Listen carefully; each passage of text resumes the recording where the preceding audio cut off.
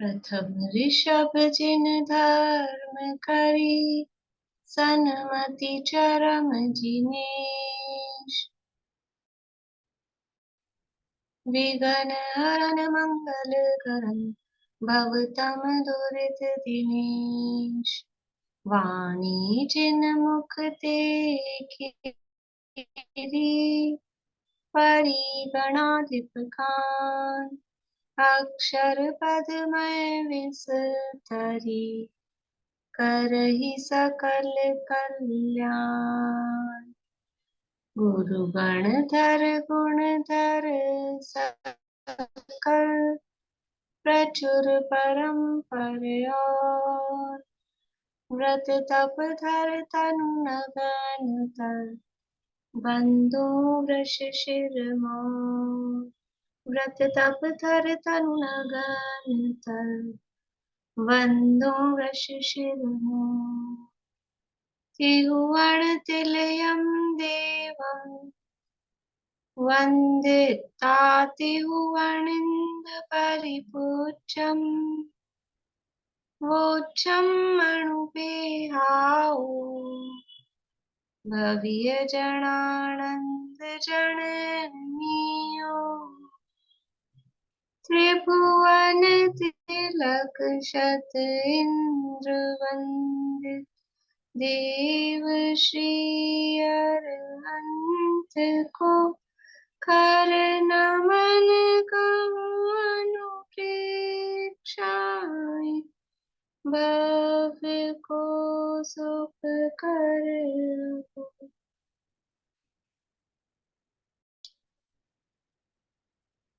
कार्तिकेय अनुप्रेक्षा नामक ये ग्रंथ है, कार्तिकेय स्वामी द्वारा रचित। इसके अंतर्गत लोकानुप्रेक्षा की चर्चा में पूरी हुई है और कल से हमने बोधि दुर्लभ अनुप्रेक्षा की चर्चा प्रारंभ की है, पर आज थोड़ा सा लोकानुप्रेक्षा के रिवीजन के लिए बोला था आप लोगों को।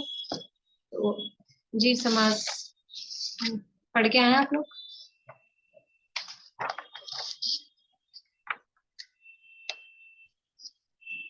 जीव समास के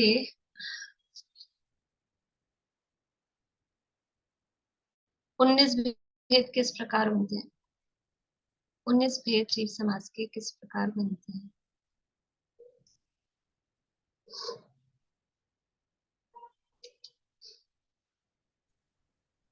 पहले तो आएगा जीव, फिर जीव के दो भेद आए, एक स्थावर जीव एक त्रस जीव, दो। फिर स्थावर जीव डायरेक्ट 19 बता दीजिए आप तो।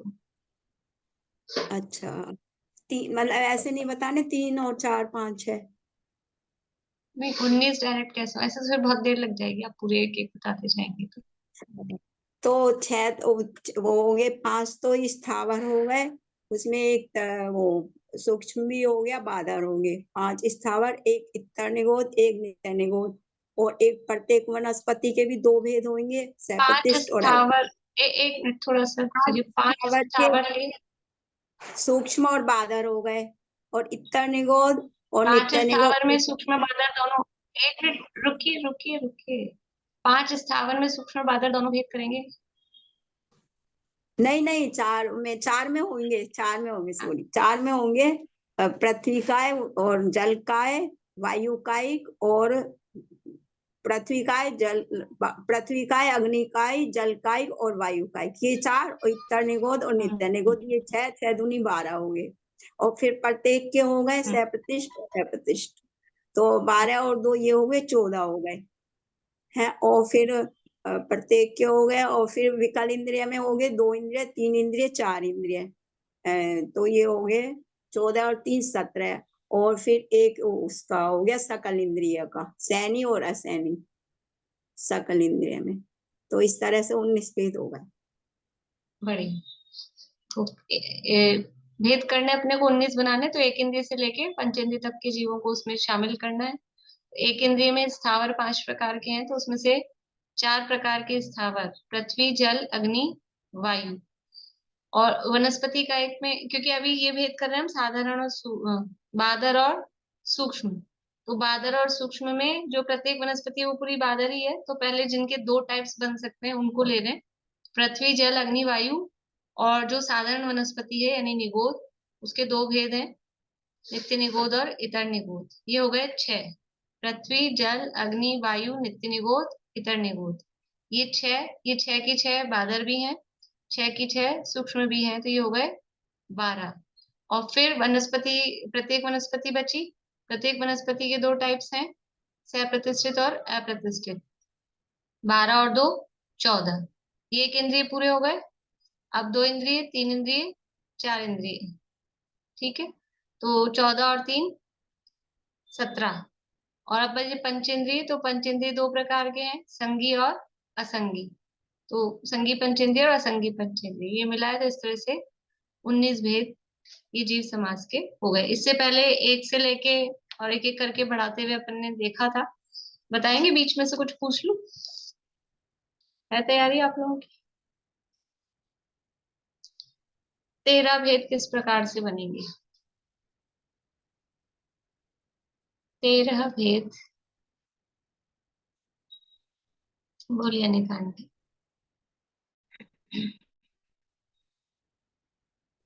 13 भेद बनेंगे। 5 स्थावर सूक्ष्म बादर करके 10 हो गए, वो 5 के 10। और विकल इंद्रिय 10 और 1 विकल इंद्रिय के 11 हो गए। और सकल इंद्रिय को 2 भागों में बांट दिया, संगी और संगी 13 हो गए। बड़े 5 प्रकार के स्थावर, 5 प्रकार के स्थावरों को बादर और सूक्ष्म, इस तरह से वो 10 हो गए। और फिर एक विकलेंद्रिय को 1 में रखा, 11 पंचेंद्रिय के 2 भेद कर दिए, तो 13 भेद इस तरह से हो गए। 57 जीव समास किस प्रकार से होंगे? 57 जीव समास।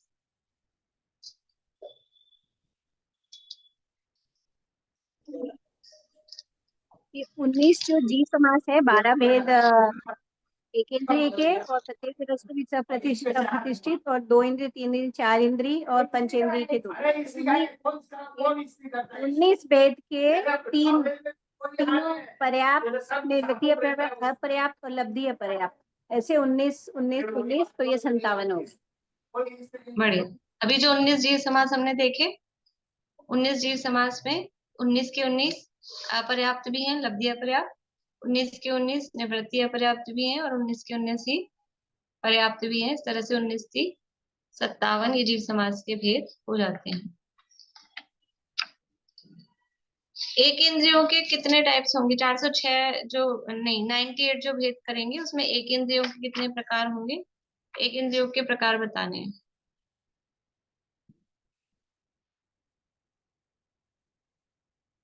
बोलो कितने? 14 प्रकार के होंगे।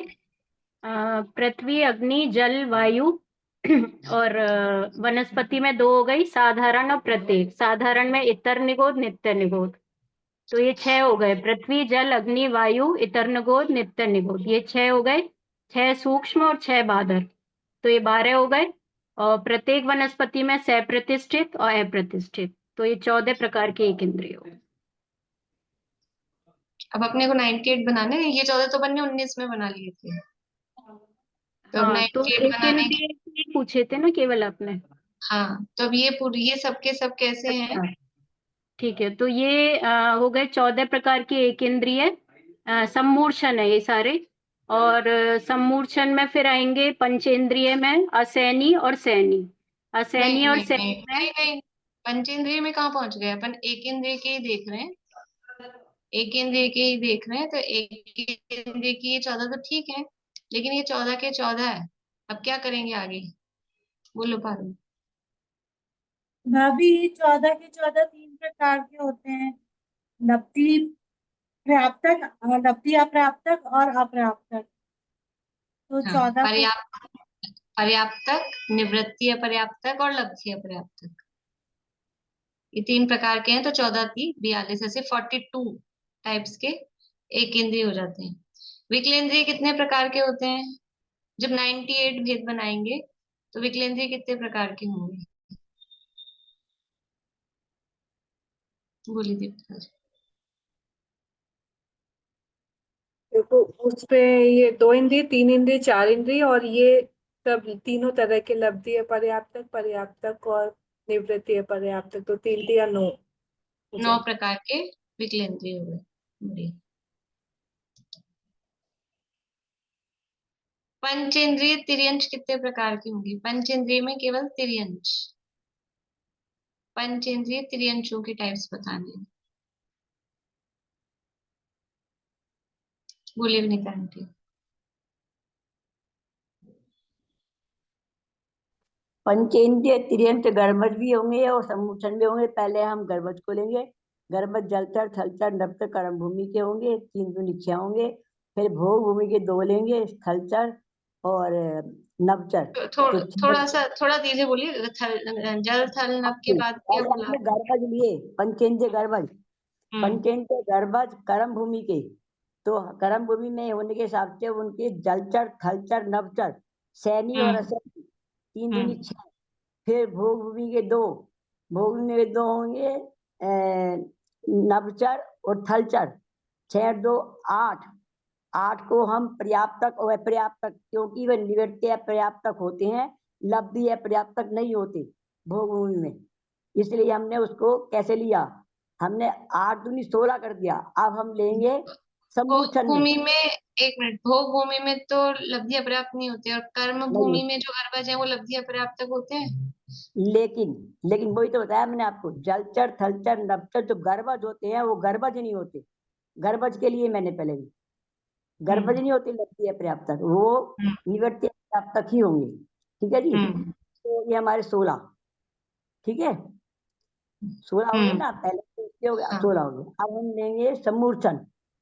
सम्मूर्छन लेंगे ना पंचेंद्रिय, तो पंचेंद्रिय सम्मूर्छन में हम कर्म भूमि के लेंगे जलचर, थलचर, नभचर, तीनों, 3 दूनी 6, क्योंकि सैनी असैनी के हिसाब से। फिर हम लेंगे इनको उसमें ये हो गए, ठीक है, सम्मूर्छन में ठीक है, सम्मूर्छन में लेंगे 6 हो गए, तो 6 और ये 6 हम 3 प्रकार के लेंगे, निवृत्तीय पर्याप्तक, लब्धीय पर्याप्तक और पर्याप्तक। तो 6 थी 18 और 16 ये होंगे। बड़े समझ में आया आप लोगों को? थोड़ा वो आंटी थोड़ा जल्दी बोल देती है, तो जिसको ख्याल में होता है वही जल्दी पकड़ पाता है।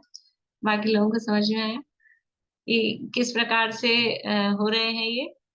केवल तिर्यंश पूछे थे, तो तिर्यंशों में गर्भज और सम्मोचन पंचेंद्रियों में ये 2 भेद करने। और गर्भज, क्योंकि ये नियम ध्यान रखना है इसमें, जब नियम है अपने को याद होंगे ना, गर्भज होंगे उनमें 2 ही टाइप होंगे, पर्याप्त और निवृत्ति अपर्याप्त, लब्धि अपर्याप्त नहीं होंगे। लेकिन गर्भज हैं वो कर्म भूमि में पंचेंद्रिय तिर्यंश 3 टाइप के हैं और भोग भूमि में पंचेंद्रिय तिर्यंश 2 ही टाइप के हैं, इसलिए उनको अलग अलग किया है। तो कर्म भूमि के 3 टाइप के जल थल नभ, फिर वो संगी असंगी है, तो 3 दूनी 6, और या तो यहाँ पे इनको अलग, या तो ये 6 करे, और उधर भोग भूमि में जल नहीं, थल और नभ 2 ही टाइप के हैं, वो भी संगी असंगी है, तो ये 4 हो गए। अब ये 2 पर्याप्त भी हैं और निवृत्ति अपर्याप्त हैं, तो इनको गुणा करेंगे तो ये बन जाएंगे अपने, पहले तो हो गए थे वो 6 हुए थे, और 6 के 6 हो गए अपने, 6 दूनी 12 हो, और ये 2 हुए जल थलचर और नभचर, संगी असंगी 4, और ये 4 भी 2 टाइप के हैं, पर्याप्त और निवृत्ति अपर्याप्त। तो 4 दूनी नहीं 4 ही होंगे ना, गड़बड़ हो गई बोलने में। थलचर और नभचर है, थलचर और नभचर सैनी ही है, ठीक है ना, तो ये एक ही टाइप है, इसमें असैनी टाइप नहीं है। तो थलचर और नभचर, और फिर ये 2 प्रकार के हैं, पर्याप्त और निवृत्ति अपर्याप्त। तो 4 तो हो गए भोग भूमि के और 12 हो गए थे कर्म भूमि के, ऐसे करके 16 ही हो गए। और सम्मूर्छन तिर्यंश जो है वो तीनों प्रकार के हैं, जल थल नभ, और उसमें भी संगी असंगी दोनों हैं, तो 6, और वो पर्याप्त, निवृत्ति अपर्याप्त और लब्धि अपर्याप्त, तो 6 18, 18 ये और 16 वो, ऐसे करके 34 ये तिर्यंशों के भेद हो गए। तो अपन ने जघन भोग भूमि, मध्यम भोग भूमि, उत्तम भोग भूमि के हिसाब से भी तो 2 भेद किए थे। कुछ 406 बनाए थे ना, अभी 98 के पूछे थे, 98 में बना रहे हैं। अच्छा, वो 406 में बनाएंगे तब करेंगे वो। और विशेष। हाँ ठीक है।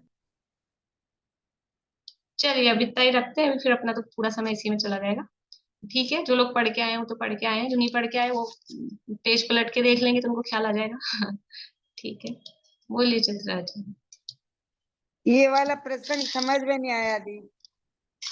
हाँ वो नहीं आएगा आपको समझ में, ये पहले इसमें पहले चला था तो वो पीछे का पढ़ा होगा तो ही समझ में आएगा, रिवीजन कर रहे थे हम। देखिए अपनी चर्चा चल रही है बोधि दुर्लभ अनुप्रेक्षा की, और किस तरह से दुर्लभता है रत्नत्र धर्म।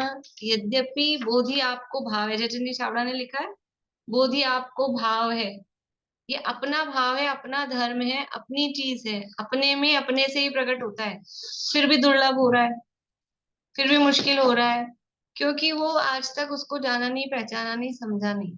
जब भूल जाते हैं तो वो चीज अपने पास रखी हो, अपने बगल में रखी हो, अपने घर में रखी हो, लेकिन अगर भूल गए हैं उसको तो फिर कितना कठिन है उसको ढूंढना। तो ऐसे ही अपने में ही, अपने में क्या मैं स्वयं हूं, अपने को पहचानना है, लेकिन पर को अपना मान रखा है, आज तक शरीर को मैं मान रखा है, तो इसलिए अपनी प्राप्ति कितनी दुर्लभ हो गई है ये यहाँ बता रहे हैं। और उसको प्राप्त करने के लिए जो समझ लीजिए हमको और चीजें बाहरी अनुकूलता है या बाहरी सामग्री की जो आवश्यकता है, वो बाहरी सामग्री भी कितनी मुश्किल से मिलती है, वो योग्यताएं भी कितनी मुश्किल से मिलती हैं, उनकी चर्चा यहाँ बता रहे हैं।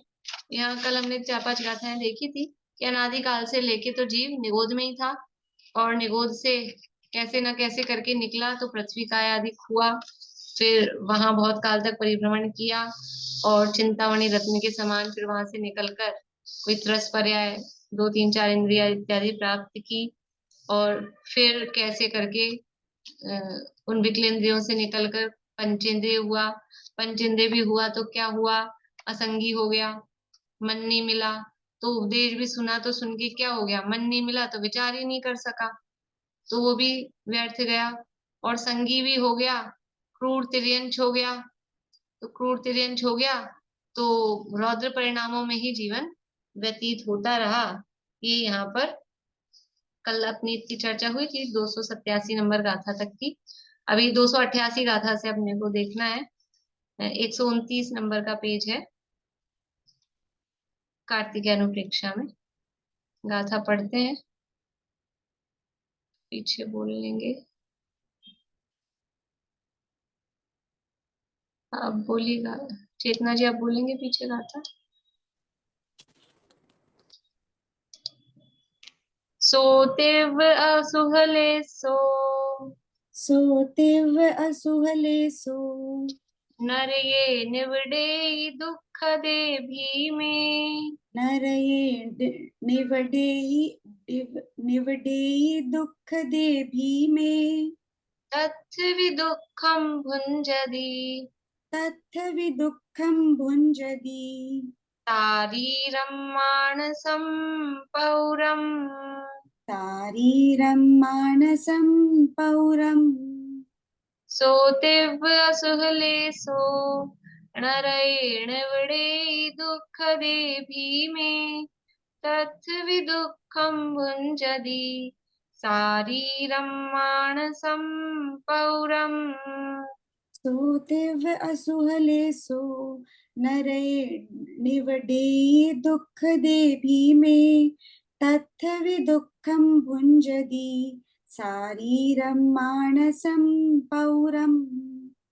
सो तिव्व असुहले सो यानी वह मतलब किसकी बात चल रही थी पिछली गाथा में, देखिए कि वो अहम मण सहिदो होदी हूँ तहवि तिरिक्को हवे रुद्धो, वो बहुत रुद्र परिणाम वाला तिर्यंच हुआ, क्रूर परिणाम वाला, तो क्रूर परिणाम वाला हुआ तो क्या हुआ, उसकी लेशाएं, उसके परिणाम कैसे थे, तीव्र अशुभ। तो वह सो यानी वह तीव्र अशुभ लेसो की तीव्र अशुभ लेश्या के साथ में, अशुभ लेश्या मतलब वो कषायों से सहित जो उसकी योगों की प्रवृत्ति थी, इस तरह के परिणाम थे, उससे नरये निवड़ेई, नरये यानी नरक में, निवड़ेई यानी पड़ता है, गिरता है, दुखदे भीमे, भीमे यानी घोर भयंकर, दुखदे यानी दुख वाले, दुखदायक दुख देने वाले, ऐसे घोर भयंकर दुखद नरक में जाके वो गिरता है। उस तीव्र अशुभ लेस्या के साथ में वो तिर्यंच था और फिर वहां से मर के क्या होता है कि वो नरक में जाके गिरता है। तथ्य भी दुखम भुंजदी, तथ्य यानी वहां, भी यानी भी, दुखम यानी दुख, भुंजदी यानी भोगता है। कैसे दुख भोगता है? शारीरम मानसम पौरम, शारीरिक और मानसिक, और पौरम यानी प्रचुर, प्रचुर शारीरिक और मानसिक दुख वहां पर जाकर भी भोगता है। छेड़ाला की वही पूरी समझ लीजिए, वही चल रही, मैंने कल भी आपको बता दिया था, ये छेड़ाला ही चल रही है। मतलब छेड़ाला में यहाँ से लिया गया है। तो जो कल अपन ने देखा था, कबहु पंचेंद्रिय पशु भयो, मन बिन निपट अज्ञानी थयो, सिंगाधिक सैनी व्याकुर, निबल पशु हति खाए भूर, कबहु आप भयो बलहीन, मन बिन निपट, नहीं, कबहु आप भयो बलहीन, सबलनी करी खायो अति दीन, छेदन भेदन भूख पियास, भार वहन हिम आतप त्रास, वधवंदन आदि दुघने, कोटि जीवते जात न भने। फिर इसके बाद जो कहा, अति संक्लेश भाव ते मर्यो, घोर श्वभ्र सागर में पड़्यो। ये अति संक्लेश भाव, अति वसुहलेस्यो और घोर श्वभ्र सागर, श्वभ्र सागर नरक को कहते हैं, में पड़्यो। ये पड़्यो शब्द भी यही निवड़े ही जो है ना, ये गिरता है पड़ता है, इसके लिए ये शब्द है। घोर श्वभ्र सागर में पड़्यो, ये यहाँ पर छेड़ाला में उसका भाव लिया है। देखिए अन्वयार्थ पढ़ते हैं। वह क्रूर तिर्यंच तीव्र अशुभ परिणाम और अशुभ लेस्या सहित मरकर दुखदायक भयानक नरक में गिरता है। वहां शरीर संबंधी तथा मन संबंधी प्रचुर दुख भोगता है। अब कहते हैं कि उस नरक से निकलकर तिर्यंच होकर दुख सहता है। पहले ये गाथा और पद्यानुवाद का पाठ कर लेते हैं एक बार। पढ़िए पूर्णिमा आंटी, गाथा और पद्यानुवाद। सोतिव असुहले सो नरये निवडे दुख दे भीमे, तत्सवि दुःखं भुञ्जति शारीरं मानसं पौरम्। सोतिभ्य सुहलेसो नरये निविडेयि दुःख दे भीमे, तत्सवि दुःखं भुञ्जति शारीरं मानसं पौरम्। बहती ब्रिलेस्या अशुभ से गिरिता भयानक नरक में, महादेह गति अरुमान से के अति प्रचुर दुख है भोगता। अब कहते हैं कि उस नरक से निकलकर तिर्यंच होकर दुख सहता है। तत्तोणी सरिदूणम, तत्तोणी सरिदूणम, पुनरवितिर्ये सुजायते पावो, पुनरवितिर्ये सुजायते पावो, तत्विदुःखमनन्तम्, तत्विदुःखमनन्तम्, विसहति जीवो अणेयविहम्, विसहति जीवो अणेयविहम्। तत्तो यानी वहां से, निसरीदूणम निकलकर, पुनरवि पुनः अपि फिर से, तिरिये सुजायदे पावो वो पावो यानी पाप रूप से, यानी पाप पूर्वक, पाप के फल में पाप पूर्वक, पुनरपि पुनः तिरियेसु तिर्यंचों में जायदे यानी उत्पन्न हो जाता है। वहां से निकला, नरक से निकल के फिर क्या होता है, फिर से वो पाप के फल में, पाप के पूर्वक तिर्यंचों में उत्पन्न हो जाता है। तथ्य भी दुखम अनंतम, तथ्य यानी वहां, वी यानी भी, वहां भी, दुखम यानी दुख, अनंतम यानी अनंत, विसहदी सहदी सहन करता है, और विसहदी विशेष रूप से नहीं, बहुत दुख वो सहन करता है। कौन? जीवो यानी जीव, अनेय विहम, अनेक विध, अनेक प्रकार के, यानी नरक से निकलकर फिर से तिर्यंचों में उत्पन्न हो जाता है वही पाप के फल में, और वहां पर भी अनेक प्रकार के अनंत दुख भोगता है। क्या सिलसिला चलता है? ये दुख भोगने का सिलसिला अनादिकाल से चला आ रहा है। देखिए अन्वयार्थ पढ़ते हैं। उस नरक से निकलकर फिर भी तिर्यंच गति में उत्पन्न होता है, वहां भी पाप रूप जैसे हो वैसे यह जीव अनेक प्रकार का अनंत दुख विशेष रूप से सहता है। अभी क्या कहें, वो दुख बस अनंत कह दिया ना तो हम पढ़ लेते हैं, लेकिन वो एक एक दुख की हमको कल्पना नहीं हो पाती है कि कितने कितने दुख। हम तो ऐसे रफत में सूटों की जैसे अनंत दुख भोगता है तो पढ़ लेते हैं नरक में और तिर्यंच में, लेकिन जरा सा अपने को एक कांटा भी चुभता है और वो चुभा रह जाए फांस, तो कितना कष्ट लगता है। तो ये तो शारीरिक मतलब इतना इतनी सी पीड़ा, जरा कहीं दर्द हो तो ऐसे कितने सारे रोग वो एक साथ नरक में नारकी के शरीर में, और तिर्यंचों के कितने कष्ट हैं, ना किसी को कह सकते हैं, ना बोल सकते हैं, ना बता सकते हैं, वो खुद को जिंदगी भर भोगते रहना पड़ता है। कहाँ कोई उपचार होता है कि किसी किसी का कोई हो जाए, वरना चलता है। कितने कष्ट है, सर्दी गर्मी भूख प्यास के तो प्रत्यक्ष ही दिखते हैं। पेट भर के खाने को मिल जाता हो ऐसा नहीं है, इतना बड़ा पेट होता है तिरंचों का, और खाने को पीने को मिल जाए वो तो है ही नहीं। तो कितने कितने दुख। अब क्या है ये दुख? क्योंकि शरीर में अपनापन है ना, ये सारे शरीर में अपनापन के कारण वो सब इसी के कष्ट, ये सर्दी गर्मी भूख प्यास, ये कष्ट फील होते हैं। ये अनंत दुख वास्तव में उस गति के कारण, उस दशा के कारण नहीं है, ये अनंत दुख है उस अनंत के कारण। वो अनंत संसार जिससे बढ़ रहा है, ऐसे मिथ्यात्व के कारण, मिथ्यात्व को भी अनंत कहते हैं, अनंत संसार का कारण है।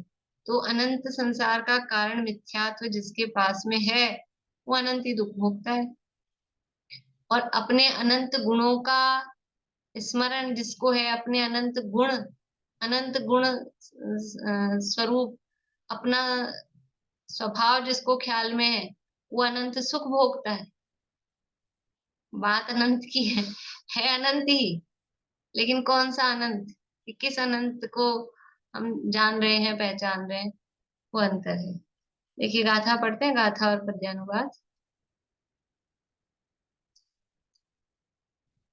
पढ़िएगा अलका जी। तत्तोणी सरिदूणं पुनरवितिरे सुजायदे पावो तत्विदुःखमनन्तं विसहदि जीवो अणेयविहम्। तत्तो निसरदि दूनं पुनरवितीये सुजायते पावो तत्थविदुःखमनन्तं विसहदि जीवो अनेयविहम्।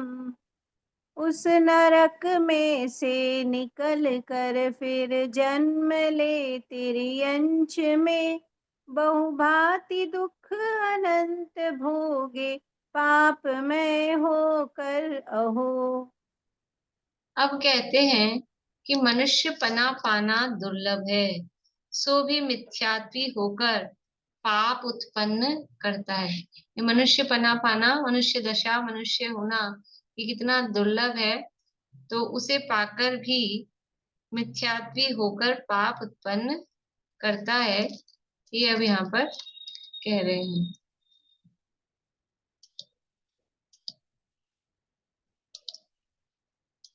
रयणं च उपहे पिब रयणं च हुप्पये पिब मणुवत्तं सुट्ठु दुल्लहं लहिय मणुवत्तं सुट्ठु दुल्लहं लहिये मिच्छो हवे जीवो मिच्छो हवे जीवो तत्थ विपावं समज्जेदि।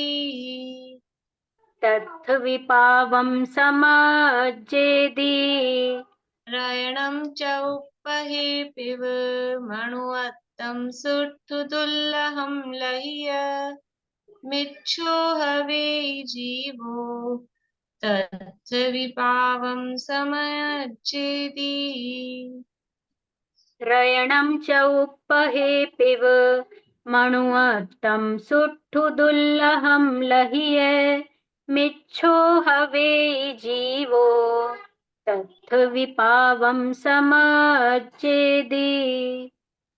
रैणम, रैणम यानी रत्न, चौपहे चार पथ, चौपहे, चौ यानी चार, पहे पथ, चार पथ मतलब चौराहा, चार रास्ता बोलते हैं, चौराहा बोलते हैं। पिब मणुअत्तम, मणुअत्तम यानी मनुष्यत्व, मनुष्यपना। सुट्ठू दुल्लहम लहिये, सुट्ठू यानी अच्छी तरह से, दुल्लह यानी दुर्लभ, सुट्ठू दुर्लभ मतलब बहुत बहुत दुर्लभ, उसके लिए सुट्ठू दुल्लहम दिया। सुट्ठू दुल्लहम लहिये, लहिये यानी प्राप्त करना, प्राप्त होना। यानी कोई चौराहे पर, सड़क पर, रास्ते में कहीं रत्न गिर गया हो और वो मिल जाए, उस प्रकार से ये मनुष्यत्व मिलना उतना दुर्लभ है। सुट्ठू दुर्लभ, उतना वो दुर्लभ है। फिर भी ये मिल गया, चौराहे पे पड़ा हुआ जैसे रत्न मिल जाए, वैसा अपने को पड़ा हुआ इस तरह से ये मनुष्यपना मिल गया तो भी। मिच्छो हवे ही जीवो, जीव, जीव यानी जीव, मिच्छो यानी मिथ्यात्वी, मिथ्या दृष्टि होता है। तथ्य यानी वहां, वी यानी भी, वहां भी। पावम यानी पाप, समज्जेदी पाप ही, समज्जेदी समर्जेती, समर्जेती सम्यक प्रकार से अर्जित करता है, मतलब वहां पर भी वो पाप ही कमाता है। तथ्य भी पावम समज्जेदी, वहां पर भी पाप ही कमाता है, क्योंकि मिथ्यात्व, मिथ्यात्वी रहता है, तो मिथ्यात्व के कारण, मिथ्यात्व के कारण वहां पर भी पाप ही कमाता है। ये है इव शब्द है, रैणम चौपहे पी इव, इव यानी उसके समान। चौपहे पिव है ना, पिव तो चौपहे पी, वहां पर भी, और इव, चौपहे इव, चौराहे पर पड़े हुए रत्न के समान ये मनुष्यपना दुर्लभता से प्राप्त हुआ है। अन्वयार्थ देखते हैं। जैसे चौराहे में पड़ा हुआ रत्न बड़े भाग्य से हाथ लगता है, वैसे ही तिर्यंच से निकलकर मनुष्य गति पाना अत्यंत दुर्लभ है। ऐसा दुर्लभ मनुष्य शरीर पाकर भी मिथ्या दृष्टि हो पाप ही करता है। मनुष्य होकर भी म्लेच्छ खंड आदि में तथा मिथ्या दृष्टियों की संगति में उत्पन्न होकर पाप ही करता है। यानी मनुष्य हो गया तो तिर्यंचन में से निकलकर मनुष्य होना बहुत दुर्लभ है। मनुष्य पर्याय की दुर्लभता की चर्चा शास्त्रों में बहुत की गई है, और बोधि दुर्लभ भावना में तो की ही जाती है। इसके अलावा भी अन्यत्र टोडामल जी साहब ने सम्यक ज्ञान चंद्रिका लिखी, घुमट सार की टीका, तो उसकी पीठिका में द्रव्य क्षेत्र काल भाव से मनुष्य पर्याय की दुर्लभता बताई। द्रव्य से दुर्लभ है, क्षेत्र से दुर्लभ है, काल से दुर्लभ है, भाव से दुर्लभ है। आप लोगों ने सुनी है, अनेक बार अपन करते हैं, लेकिन कुछ लोगों ने नहीं भी सुनी होगी कि द्रव्य से मनुष्य पर्याय कैसे दुर्लभ है। द्रव्य से मतलब द्रव्य, जब भी द्रव्य की बात जहां तक लेते हैं, ज्यादातर करना नहीं होगा, संख्या से लेते हैं। द्रव्य क्षेत्र काल भाव में द्रव्य में संख्या को लेते हैं। तो मनुष्यों की संख्या कितनी है, कितने होते हैं मनुष्य, अपन पढ़ के आए हैं इसी में पूरी संख्या भी। कितनी है मनुष्यों की संख्या? 29 प्रमाण। 29 उसकी प्रमाण, संख्या 29 क्या, 29 लाख, 29 करोड़, 29 अरब खरब? वो तो मैं पढ़ के बता सकती हूँ, तो लिखी हुई है तो याद नहीं है मेरे को। 29 क्या है?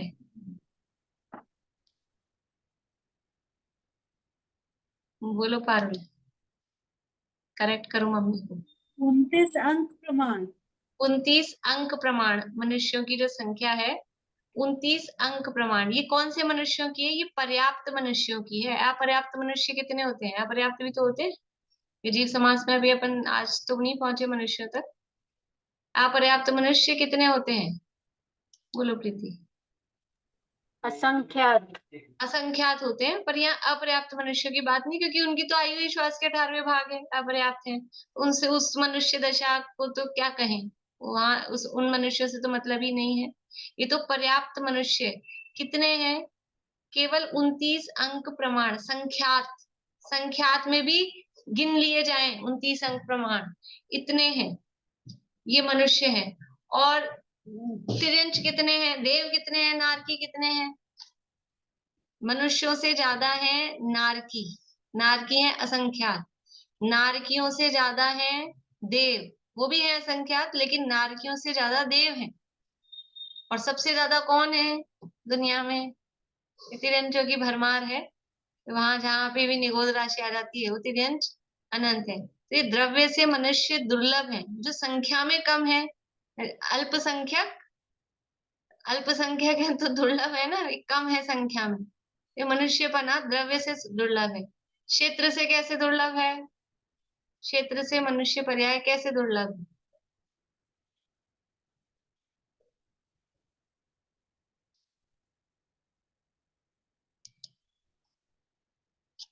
क्षेत्र से क्षेत्र पर के मनुष्य 2.5 द्वीप के अंदर ही अंदर पाया जाता है, जबकि है असंख्यात द्वीप समुद्र, वहां नहीं पाए जाते हैं उस अपेक्षा।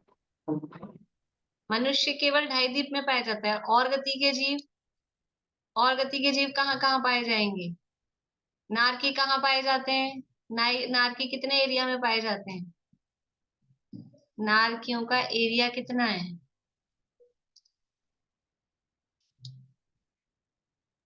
अधोलोक के 7 राजू एरिया में, सात 6 में राजू, 6 6 राजू, 6 एक राजू तो अलग ही है, मतलब वो एक इंद्रियों का ही है। नारकी पाए जा रहे हैं 6 राजू में। देव कितने कितने एरिया में पाए जाते हैं? देव कितने एरिया में पाए जाएंगे?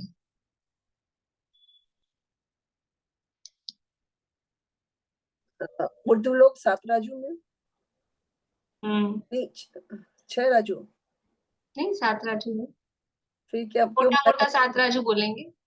फिर क्यों मना कर रहे थे आप? नहीं 7 राजू नारकियों के लिए मना कर रही थी, नहीं, नारकियों मैं में देव लोग, 6। मैंने देव के लिए बोला था 7 राजू। तो मैंने मना नहीं किया। अच्छा, मुझे लगा आपने मना करा, सॉरी। बस 7 राजू। देव लोग उसमें नरक, नरक भूमि में भी है ना, अधोलोक में तीसरे नरक तक। तीसरे नरक तक देव हैं। नहीं सॉरी, भवनवासी जाते हैं, मतलब पहले नरक है, दूसरे नरक में है, तीसरे में जाते हैं, सॉरी। पहले नरक और दूसरे नरक में है। बोलिए भारती आंटी, बोलिए। नहीं, बस वो पहले नरक की पहली पृथ्वी में रहते हैं नरक, देवलोक, और मध्यलोक में भी रहते हैं और ऊर्ध्वलोक में भी रहते हैं। ऊर्ध्वलोक के 7 राजू, और ये मत- अपने रत्न प्रभा के 2 भाग, 2 खर और भाग में, अंक कर भाग। और पंख भाग में। हाँ, जाते कहाँ तक है उसको नहीं ले रहे, जहाँ रहने का स्थान है उसको ले रहे हैं। और पूरे मध्यलोक में, पूरे में फैले हुए हैं असंख्यात द्वीप समुद्रों में, इस तरह से तिर्यक रूप से एक राजू। तो देवों का एरिया भी नारकियों से ज्यादा है। देखो संख्या में भी देव ज्यादा थे, एरिया में भी ज्यादा है। और तिर्यंचों का एरिया, तिर्यंच कहाँ रहते हैं? बोले सुनीता आंटी। 343 राजू में रहते हैं तिर्यंच तो। पूरे लोक में तिरंज भरे हुए हैं, पूरा लोक तिरंजों के लिए है। तो क्षेत्र से भी मनुष्यों का एरिया कितना कम है, संख्या कम है, जगह कम है। और काल, मनुष्य पर्याय में रहने का काल कितना है, कितना टाइम है? उत्कृष्ट से रहे मनुष्य कोई मनुष्य दशा में, साधिक 2000 सागर। साधिक 2000 सागर मनुष्य पर्याय में रहने का उत्कृष्ट काल। बोलिए भाई साहब। 3 पल्ल। एक पल्ले, नहीं, एक 3 पल्ले। 3 पल्ले। मनुष्य पर्याय में भोग भूमि में उत्कृष्ट काल है 3 पल्ले, तो मनुष्यों की उत्कृष्ट आयु 3 पल्ले है। तिर्यंचों की उत्कृष्ट आयु कितनी है? तिर्यंचों की उत्कृष्ट आयु, तिर्यंचों की भी 3 पल्ले है, फिर तो बराबर हो गई। नहीं, लेकिन जो बार बार बनता है ना, अभी अभी जैसे नरक से निकल के तिर्यंच था, नरक में गया, फिर नरक से निकल के, ज्यादा जो चांस पड़ते हैं तिर्यंच होने के चांस ज्यादा होते हैं। मनुष्यों के चांस, यदि भी ऐसा नियम नहीं है, लेकिन फिर भी अभी एक थोड़ी सी मतलब वो है बात आप लोग कि मनुष्यों की काय स्थिति, यानी लगातार मनुष्य मनुष्य मनुष्य मनुष्य बनता रहे कोई जीव। अभी मनुष्य है, फिर मर के वापस बन सकता है कि नहीं? मनुष्य मर के मनुष्य बन सकता है कि नहीं? बन सकता है। सम्यक दृष्टि मनुष्य मर के मनुष्य बन सकता है कि नहीं? सम्यक दृष्टि मनुष्य मर के नहीं, हाँ पहले आयु बंध गई हो वो ऑप्शन, लेकिन वैसे सम्यक दृष्टि अगर मनुष्य है तो मर के मनुष्य नहीं बनेगा। तो ये मनुष्य से मनुष्य मिथ्या दृष्टि कोई जीव है तो बार बार मनुष्य से मनुष्य बनता रहे, बार बार बनता रहे।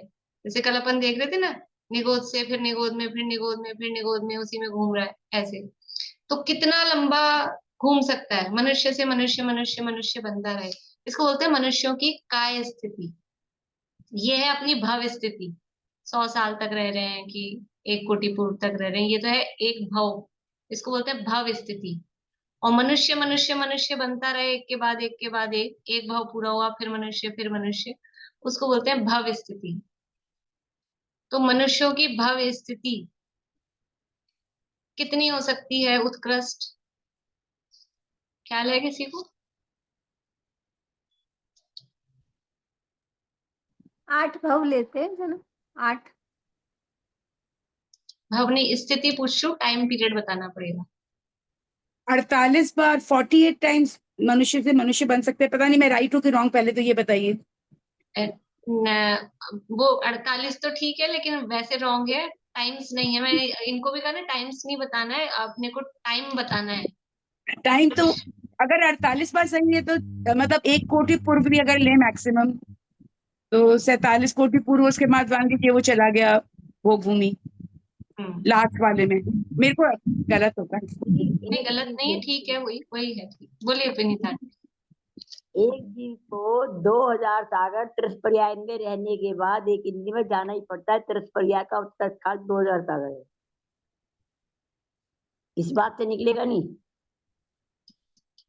त्रस पर्याय का उत्कृष्ट काल, देखो त्रस पर्याय का उत्कृष्ट काल है 2000 सागर। वो तो त्रस का है, हो सकता है कि वो 2000 सागर के त्रस पर्याय के काल में एक बार भी मनुष्य न बने, ये भी पॉसिबल है। तो वो नहीं है, अभी तो अपन ये चीज ले रहे हैं, वो पॉसिबिलिटीज क्या है और लोग कंफ्यूज हो जाएंगे। अभी तो जितनी बात अपन कर रहे हैं ना उतनी ही देखें, बाकी जिन लोगों को ज्यादा आगे पीछे का पता नहीं है तो वो बहुत घूम जाएंगे। मनुष्य से मनुष्य लगातार बनता रहे, तो उसकी सही बताया था भारती आंटी ने, पर वो कंफ्यूज हो रही है, ऐसा है वही। वो है 47 कोटि पूर्व साधिक, साधिक 47 कोटि पूर्व, साधिक में 3 पल्ले को ले लेंगे, यानी 47 कोटि पूर्व 3 पल्ले। ये लगातार मनुष्य मनुष्य बनता रहे तो ये इतनी उसकी उत्कृष्ट स्थिति हो सकती है, साधिक 47 कोटि पूर्व। ये इससे वो निकल गया। ये ऐसा अभी किसी ने कहा ना कि 48 भाव लेता है या 8 भाव लेता है, ऐसा भाव निश्चित नहीं है कि इतने भाव लेगा। भाव कितने भी हो सकते हैं, टाइम निश्चित है, और ये भी उत्कृष्ट काल है मैक्सिमम। कोई जरूरी नहीं इतना काल वो रहे कि ले ही ले, लेकिन अगर लगातार मनुष्य मनुष्य मनुष्य बनता रहे बार बार में, तो 47 कोटि पूर्व और कुछ अधिक इतनी टाइम तक वो मनुष्य बन सकता है। अब उसमें भाव कितने होंगे, कोई 100 साल की आयु वाला भी हो सकता है, कोई 1000 साल की आयु वाला भी हो सकता है, कोई करोड़ साल की आयु वाला भी हो सकता है, ये कोई नियम नहीं है। लेकिन अब इसको बना के बताया है शास्त्रों में, सरवार सिद्धि में विशेषार्थ में दिया फुलचंदी साहब ने, और ग्रंथों में भी है, जो मतलब मूल ग्रंथों में भी दिया है।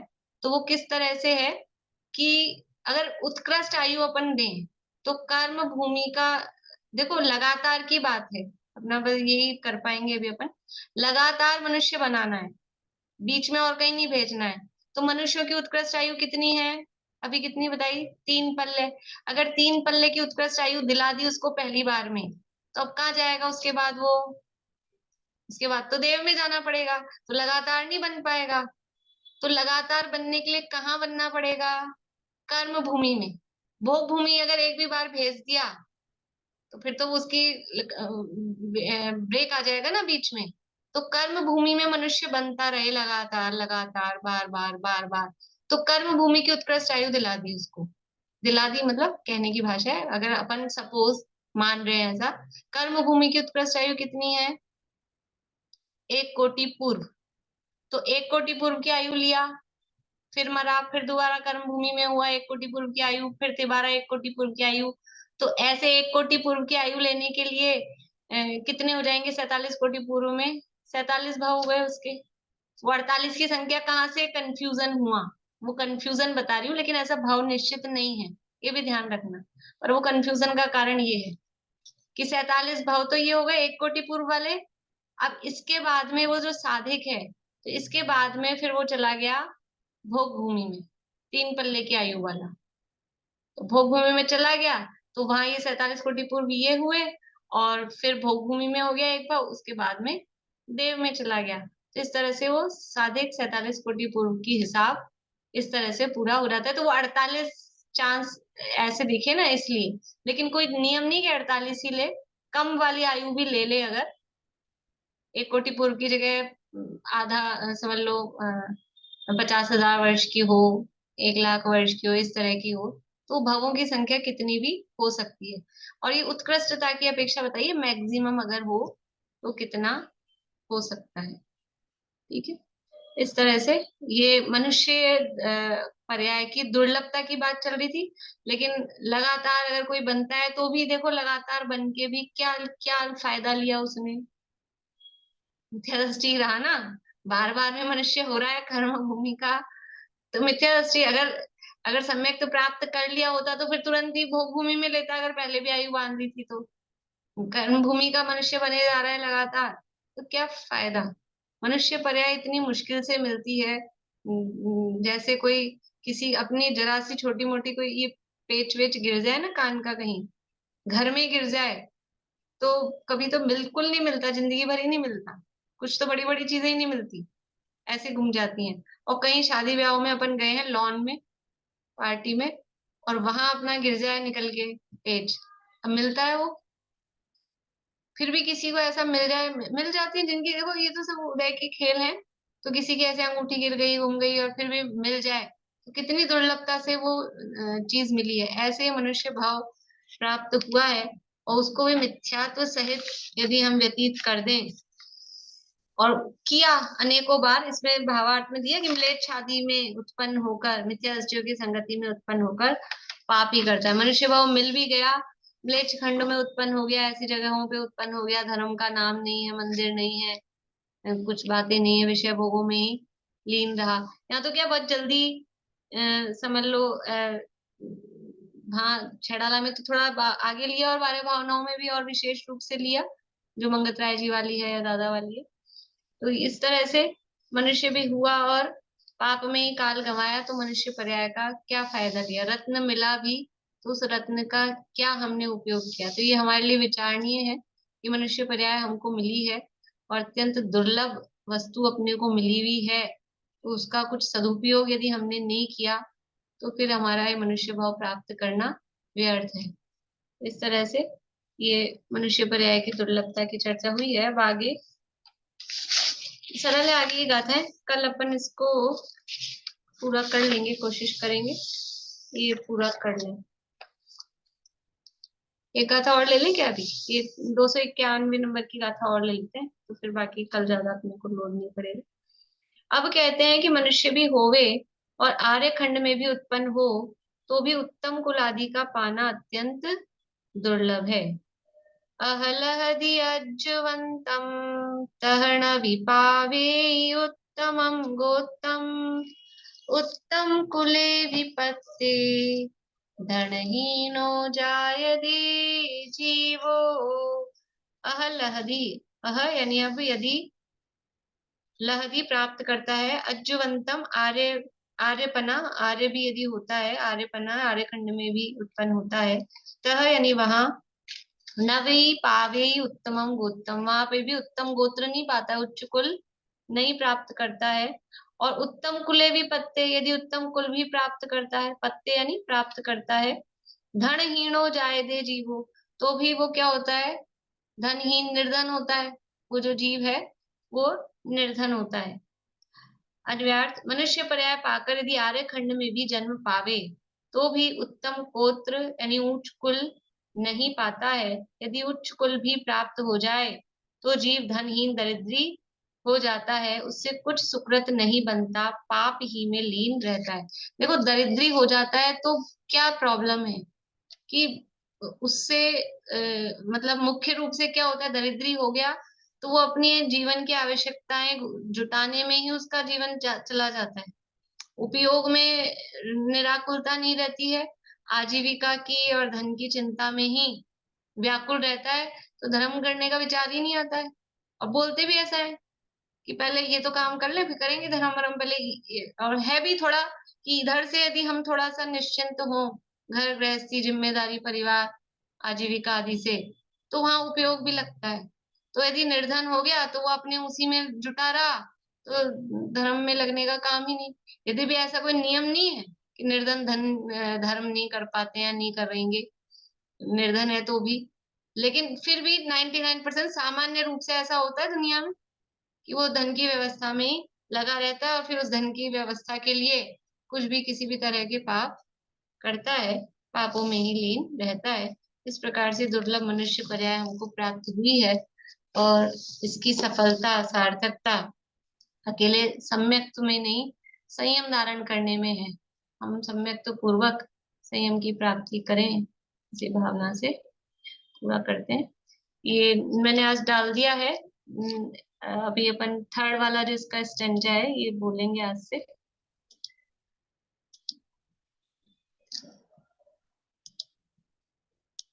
अहिंसा मई हो प्रवृत्ति सहज ही, जीवन का आधार हो सत्य सुखमय, अचौर्य धारी पर प्रीति त्यागी, परमशील वर्ते रहे सहज निर्भय, महाक्लेशकारी है आरंभ परिग्रह, उसे छोड़ लग जाए निज साधना में, धुल जाए सब मैल समता की धारा से, बढ़ते ही जाए स्वाराधना में, होवे जितेंद्रिय परम तृप्त निज में, एकाग्रता हो परम मग्नता हो, साक्षात साधन